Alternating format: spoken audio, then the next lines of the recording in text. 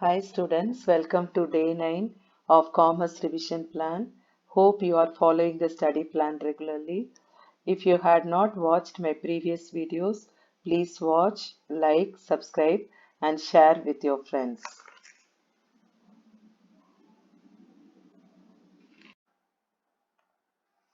Students, you are watching day 9 questions and answers.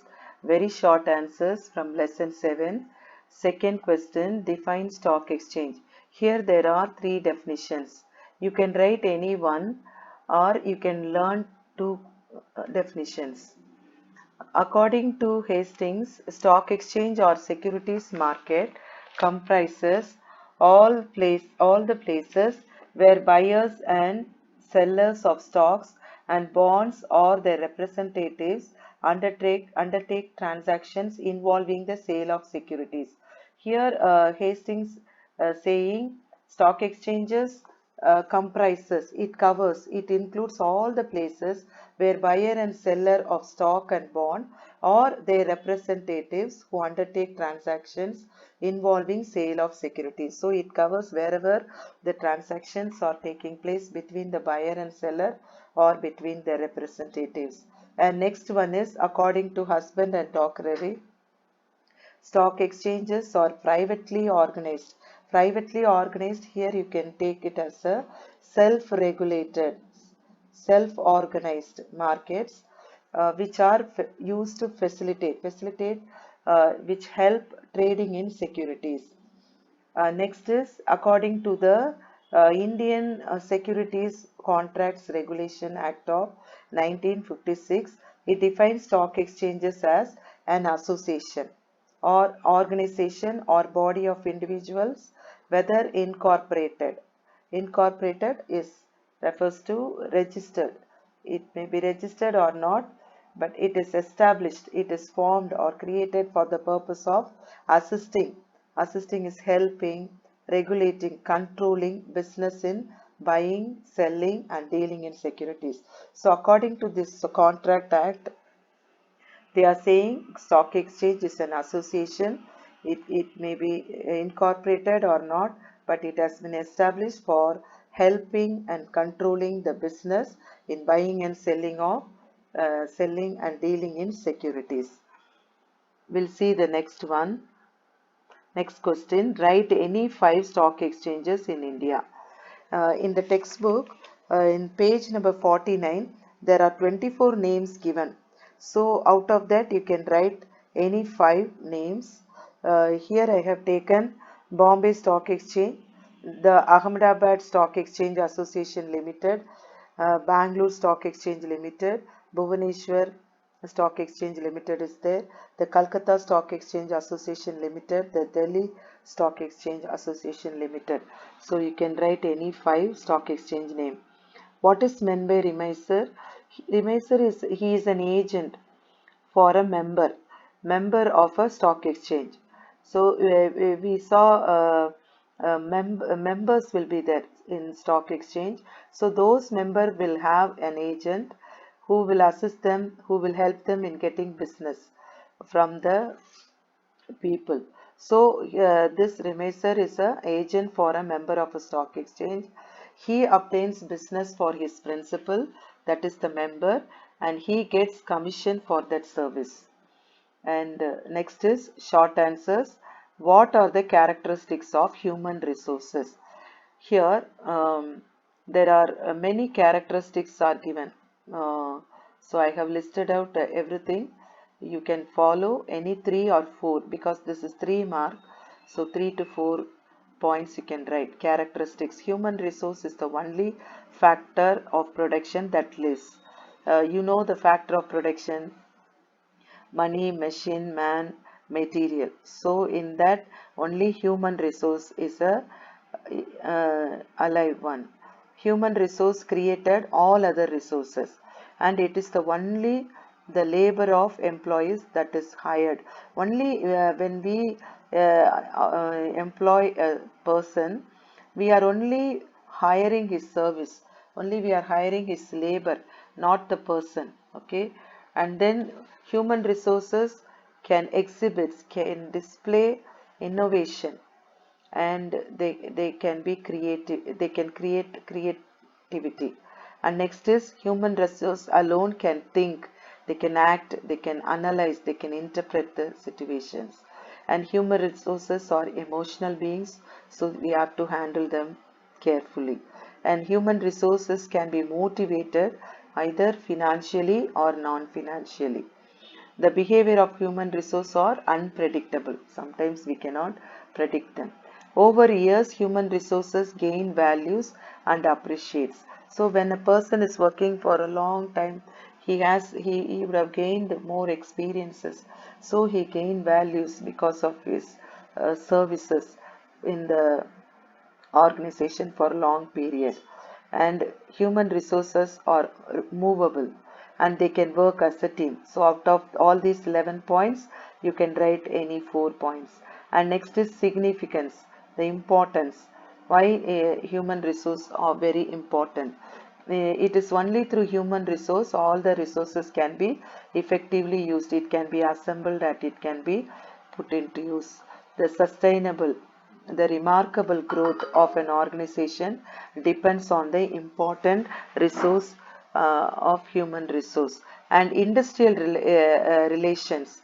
So any production, anything depend on human resource. So human resource is possible only through human resource only, human relations. You can have a relation with only human resource. So human resource manages all the other factors of production, money, material and machine. And then the skill sets of human resources can be improved if we give training, if we uh, conduct certain programs, and also that will develop the skill sets of the human resource. And human resource can be utilized at all levels of management, lower level, middle level, higher level, you can use them. And human resource are well protected by legislative frameworks, so they should be treated well. And next is state the functions of human resource management. Here we have broadly uh, have the managerial function, that is planning, organizing, directing, controlling, and operative function, procurement and development, compensation, retention, integration, and maintenance. Okay, so first HRM, how to manage these human resources in an organization. First one is we have to plan and organize and direct them and control them. And next is operative, procuring and developing them and giving compensation to them, paying salary, wages to them, retention. When we provide all sorts of benefits and good, favorable workplace, then they will be here. They will not leave the organization. And integration, many people will be there and their activities has to be coordinated and we have to maintain. Okay, so all these things will come under the functions of human resource management. And next is long answer, explain the features of stock exchange. The first one is here it is a place for, it is a market for securities. Here in the stock exchange, the corporate bodies, government, semi-government bodies, all their securities will be bought and sold. And it deals in second-hand securities. It deals with shares, debentures, bonds, and other securities already issued by the companies. In short, we can say it deals with the existing or second-hand securities. So it is also called as a secondary market. It regulates trade in securities. It controls. So stock exchange do not buy anything for themselves. It will create a platform. Okay, it will create a platform or it will arrange the surroundings, a place, infrastructure, so that the members and brokers can trade in securities. And it regulates the trade so as to they can have a free and fair trade. Regulates here means they have set of rules and regulations. So through that they can control the activities of the members. And association of persons.